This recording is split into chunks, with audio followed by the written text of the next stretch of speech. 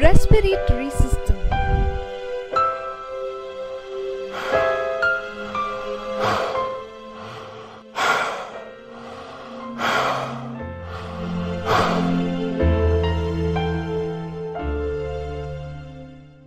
The taking in of air rich in oxygen into the body is called inhalation, and giving out of air rich in carbon dioxide is known as exhalation. So, breathing comprises of inhaling and exhaling of gases. We cannot live without breathing.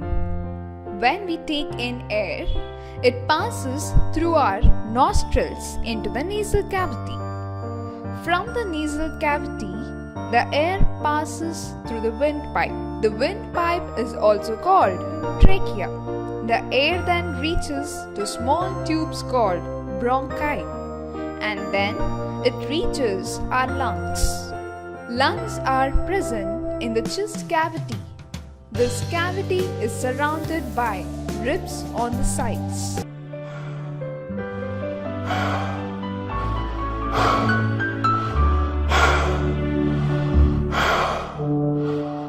A large muscular sheet called diaphragm forms the floor of the chest cavity.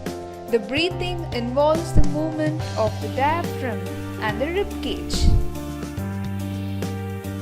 When the diaphragm goes down, it makes the chest cavity larger.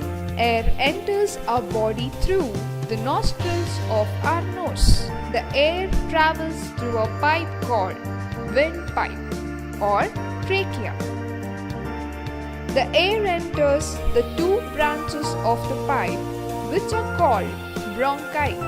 Then finally, the air goes to the lungs and inflates the lungs.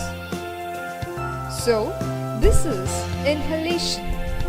Similarly, when the diaphragm moves up, the air in the cavity becomes denser. So, they give more pressure on the lungs and the air exits lungs.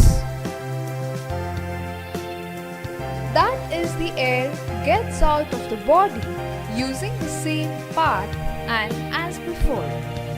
From the lungs to the bronchi, then windpipe, then the nasal cavity, then the nostrils, and finally out of the body, and this is called exhalation. The taking in of air rich in oxygen into the body is called inhalation. During inhalation, the ribs move up and outwards. The diaphragm moves down the chest cavity, becomes larger, and the air rushes into the lungs, inflating the lungs.